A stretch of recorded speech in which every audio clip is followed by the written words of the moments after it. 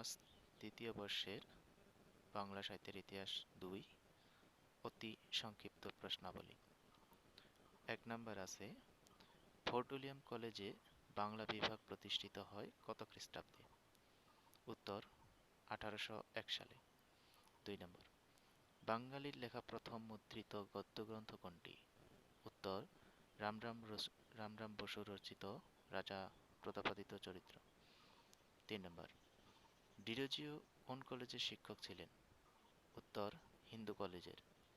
৪, তত্ত্ববোধিনী পত্রিকা সম্পাদকের নাম কি? উত্তর অক্ষয় কুমার দত্ত। ৫, পেরিচাঁদ মিত্রের প্রথম প্রকাশিত গ্রন্থ কোনটি?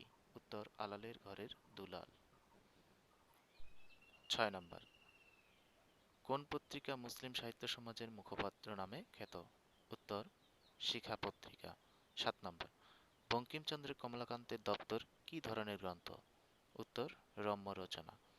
৮ নম্বর, মহাশ্মশানের রচয়িতা কে? উত্তর কবি কায়কোবাদ। ৯ নম্বর, সত্যেন্দ্রনাথ দত্তকে ছন্দের জাদুকর উপাধি কে দিয়েছিলেন? উত্তর রবীন্দ্রনাথ ঠাকুর।